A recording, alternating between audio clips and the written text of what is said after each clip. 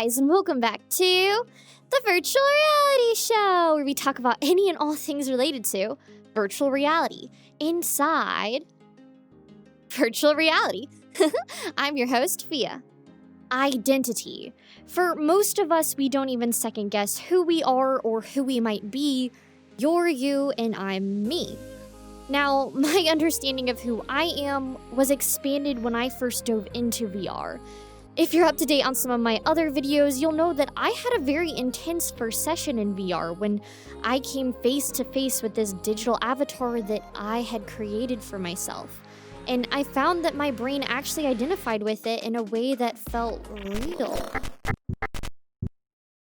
This took me by surprise and turned the way that I thought about myself upside down, and eventually, I received an exciting email from someone who had taken a special interest in the content that I've been making. Now, I'm not going to show this email because I was requested to provide full anonymity, but this person introduced themselves as part of a dissociative identity disorder system. This person was one of many alters or individual personalities that live within one body. DID was formerly known as multiple personality disorder, and it's quite often stigmatized and misunderstood by people who have no experience with it. This particular DID system actually uses VR in a really interesting way, so I decided to hold an interview with one of their alters so that we could not only better understand DID, but also see how powerful the relationship between identity and virtual reality really is. Before I cut to the footage, I do ask that we please maintain as much as respect as possible for the interviewee and for the disorder as a whole.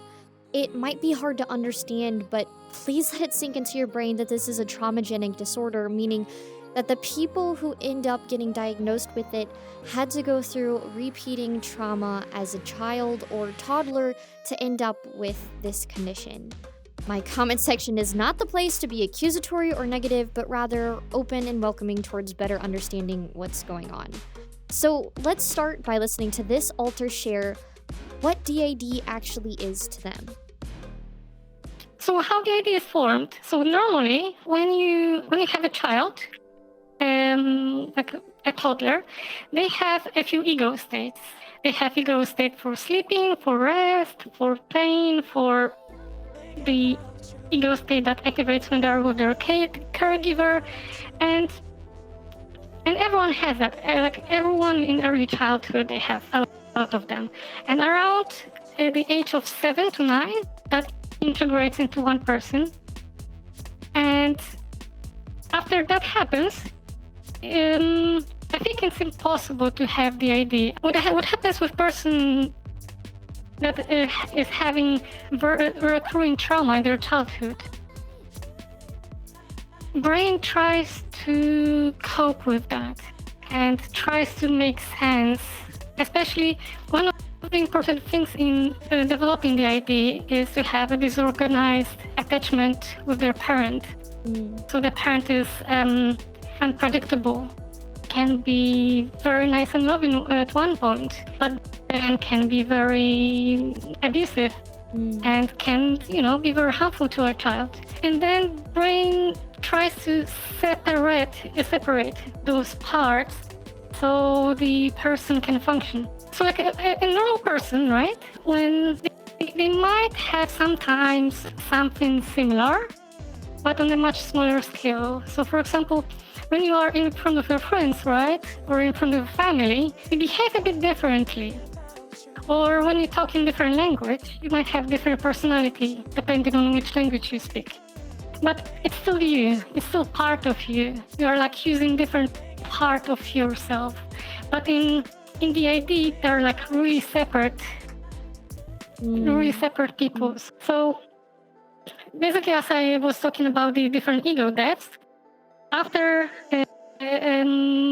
ego states form, there's the apparently normal part that is formed, which is a person, right? That's the general view of the person. And if later in life they have a traumatic experience, the brain takes that experience and instead of making it part of you, it puts it somewhere else. For example, now I'm controlling the body, but I can feel someone else that is watching. Mhm. And sometimes we like briefly switch. It's a weird experience. But you have also like different levels of how close you are to front. You can front, and a few people can front. Then you can have co-fronting, so it's like someone backseat driving, right? And they can be telling you, hey, you shouldn't be saying that, or Okay. then you have then you can have observing layer, and beyond that is like sleeping. And the lowest one is dormancy. And on the lowest one is like when someone is not active for a few months or years. So after learning about what DID is and how it's formed, the next important topic is to talk about dissociation. There's actually research that has been done that shows that after using VR, many people experience an increase in dissociation and that their experience lowers their sense of presence in our objective reality. So obviously this topic is deeply tied into dissociative identity disorder being in the name, but it's also deeply integrated into how non-DID people may experience VR.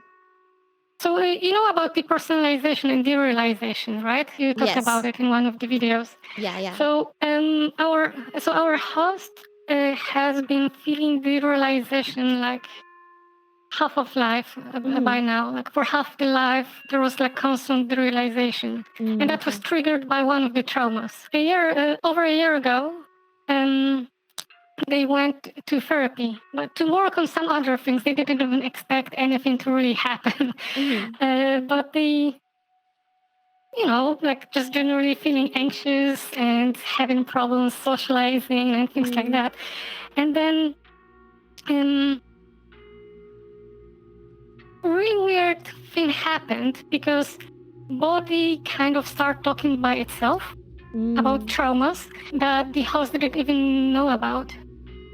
And after the session, they had to talk to the sibling to make sure this actually happened, because it was just so disconnected. And back then, the host was thinking that maybe it's just depersonalization, because depersonalization is like you feel body is doing something by itself. You just observe what it does. The host realized something might be really weird and started panicking and started searching on the internet about multiple personality disorder, and because everyone has stigma to it, even people that have it, right? Even people that have it still think it's really bad thing. It's really hard for hosts, for example, to come to terms with some of the things and understand who they are. So after hearing about their dissociative experiences, it was time to talk about why VR was important for this particular system. So we started by talking about one of the main ways that an alter's identity can be formed. Introjection is kind of a thing that people have usually anyway. It's very useful during therapy. If you had someone in your life that made you feel supported, you might introject them, and they become part of your system, and then they support you in your head. But it could also introject your abuser, so you end up with an abuser in your head. So it's also a defense mechanism. Sometimes a system can feel in this introjective mood, like they feel like they look at something and they start feeling there's a presence in a person or in an object. And if you get into a trance, that can become a form of an alter that is looking for a form. The reason why we got VR was because our host they give us room to grow. So before it was Discord. So part of the idea is healing the idea is to make alters communicate better. And for them to communicate well, they need to grow as a people. So we were using Discord to grow, and we were meeting a lot of other DID systems. So we didn't really meet singlets as friends, because it's really hard to explain to people and find someone that is really open about it and doesn't think that it's all pretending or role play. The host made us a gift and bought us VR, and the plan was for to be active in VR. And in the beginning, because we still didn't have the VR avatar for her, 3 of the authors, they kind of blended and wanted to level up the trust level in VRChat, so we could upload the avatar for her. And at one point, we were just walking around, right? They were just switching from different avatars to other ones. And then they saw someone in this avatar. And they felt that a new split happened. Or a split that happened in the past. Me woke up and claimed that this is my form. So we just asked the person that was wearing it if they could share it. We put it on. I looked at the mirror, and that's me. And it's really interesting to think about it, because to me this feels like, and when I say that this feels to me like reality, I know this is not reality. Right. So I still know what's real, what's not. But this feels in a similar way to me like reality feels to the host. In the opposite, reality feels like virtual reality to me. To them. Reality feels to me like virtual reality feels to them. So what a normal person would experience going into VR is there's oh, this isn't my reality, like I'm a visitor, right? They feel like they're a visitor from the real world, right? But for you it'd be the opposite then. It's like this is kind of like your home, this is kind of where you feel the most comfortable existing, and then the other world is more so like you feel like a visitor if being out there. You put it very well in words. For a lot of other authors, Discord is this thing. This is their reality. And a lot of them don't even like fronting in real world. They feel very uncomfortable in their body. And it doesn't matter what kind of body it would be, they would feel uncomfortable. So one of the things that we are learning when we grow as authors, because sometimes some of us are starting from a blank page. So we have to grow from zero. And we see how our identity is formed not only by how we feel about ourselves, but how we see others reacting to us or thinking about us. So it's like we really learn, and we believe it's also with everyone, we learn about ourselves from all the experiences, like life experiences, and even like experiencing how someone else reacts to me, right? Like I learn about myself. And also VRChat seems to me like just another way of experiencing myself. Like to me it's like my main way of experiencing myself. But for example, when you are describing about how your experiences with being in VR, it sounds to me like it's not like you're discovering your true self, but you have a bigger idea of who you are because you discover yourself in different circumstances. So this was really interesting to hear about, because I think it opens up a really important understanding about how identity is formed. For this system, VR is incredibly important because their alters get to have bodies that they feel comfortable in, bodies that better represent who they feel they are. The online world is a way for these alters to grow themselves as individuals. This applies to a lot of people in general. I know so many people who use VR to feel more comfortable because they don't identify with perhaps their born gender or they don't like their looks. But this is taken to an even more extreme level here. I find it especially interesting to imagine that this particular alter found an identity in the Cyberverse, and that one of their other alters is getting an avatar made specifically to have their own body here. It's fascinating insight into how powerful of a tool VR really is for so many people, and especially for this very stigmatized group of people.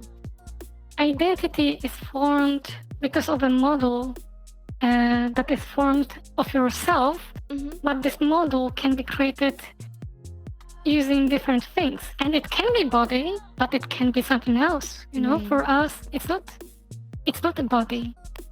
There is like, most of the system identifies with the body, and